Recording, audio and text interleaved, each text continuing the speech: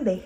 No eixo 4, nós vamos falar sobre o trabalho colaborativo e o papel da terapia ocupacional. A primeira pergunta é como a terapia ocupacional pode colaborar com os docentes para desenvolver práticas que acolham as singularidades de Wilson.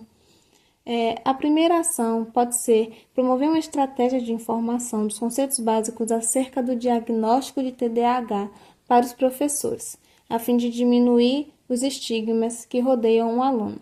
Também na construção de atividades e organização de uma rotina de estudos que possibilite Wilson de acompanhar o fluxo dos colegas, e também podem ser consideradas formas alternativas e outros meios de transmitir os conhecimentos para os alunos, como a exibição de filmes, documentários ou a relação do tema com músicas.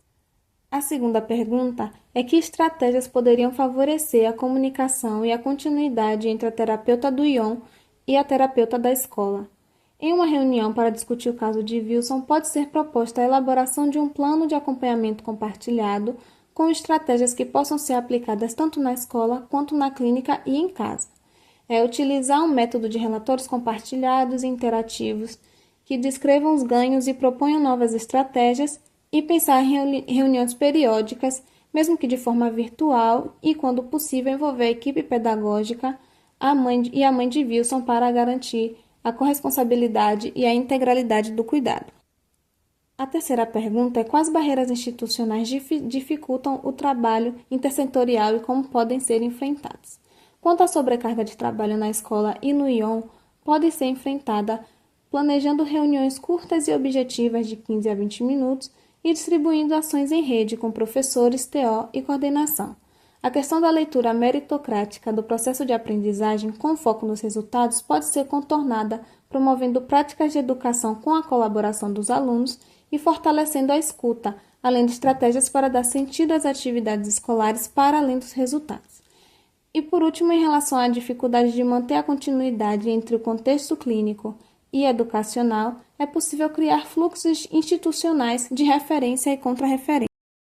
E pensar essas práticas pedagógicas junto aos professores, né? Ter uma conversa sobre o TDAH com esses professores, uma conversa inicial com os conceitos básicos, como o TDAH impacta no processo de ensino-aprendizagem dessa criança e estabelecer essa parceria para pensar melhores estratégias de ensino para essa criança. E também com a comunidade escolar como um todo, incluir as crianças também, os colegas, talvez realizar uma atividade lúdica na semana que envolva teatro, arte, para falar sobre o TDAH, tirando o foco do diagnóstico, né, da patologização, e para que essa criança se sinta de fato inserida nesse contexto. Realmente, o desenvolvimento desse plano compartilhado, com os objetivos, as metas terapêuticas, né, que são elaboradas ali a partir das demandas que vão surgir tanto na escola, como no ION e outros espaços que Wilson participa no seu cotidiano, é fundamental, principalmente para definir quais serão as responsabilidades que cada equipe ou que cada terapeuta pode assumir dentro desse caso. Isso tudo com o objetivo mesmo de potencializar ao máximo o desempenho ocupacional de Wilson, tanto nas suas atividades diárias, como nas suas ocupações significativas.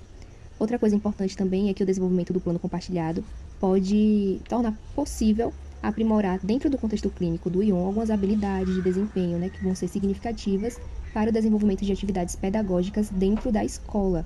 E isso garante a continuidade entre as intervenções dos dois contextos.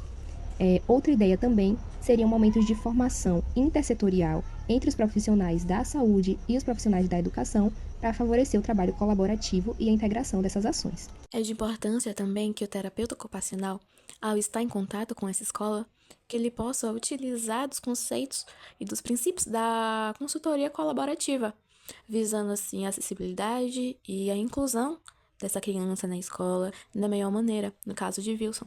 Está em contato com essa escola e nessa conversa mediar as maneiras possíveis das barreiras inclusivas serem quebradas e que essa criança possa estar no ambiente escolar da melhor maneira possível, visando assim a sua acessibilidade ao ensino e inclusão nele de fato, e não só a integração de estar lá, mas sim de poder aproveitar da melhor maneira o ensinamento que é oferecido e de maneira inclusiva.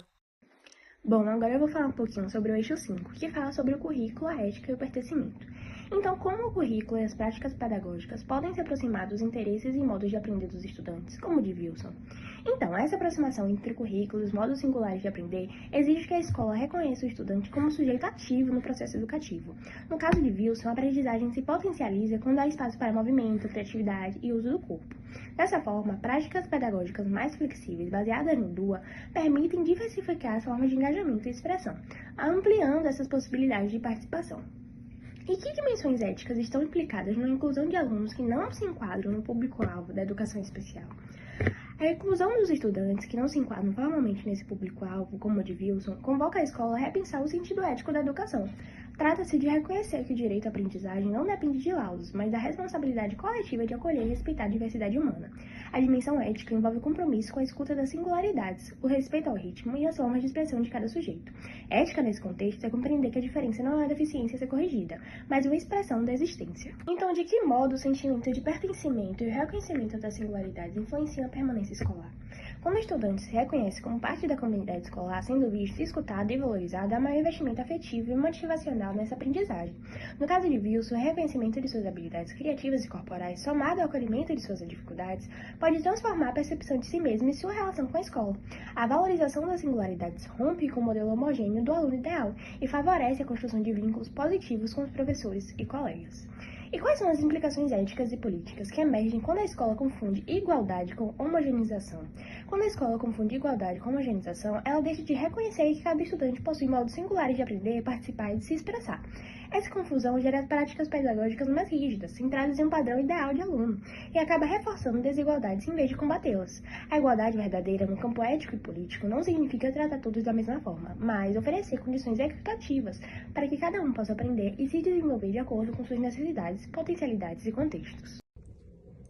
Eu acho que é uma questão que a gente precisa frisar mesmo, essa questão da inclusão, desse processo de inclusão, né, de caráter ético, de caráter, né, voltado para o cuidado do outro, identificar que nem todo mundo aprende da mesma forma, então as pessoas, elas aprendem de formas distintas. E por mais que falamos sempre sobre essa questão da inserção, da inclusão, ainda existem escolas, né, que trabalham com um ensino padronizado, em que não é considerado os diferentes contextos em que esses jovens, essas crianças, eles estão inserido, e aquilo que era, né, que é um direito que essas crianças têm, né, o direito à aprendizagem, acaba se tornando mais um processo de exclusão, um processo de segregação. Bom, eu acredito que o sentimento de pertencimento, ele permite que o indivíduo se sinta integrado no ambiente escolar e faz também com que ele entenda que ele faz parte daquele círculo social. E assim como o reconhecimento das singularidades, que valoriza a identidade da pessoa e influencia diretamente no engajamento dela na escola.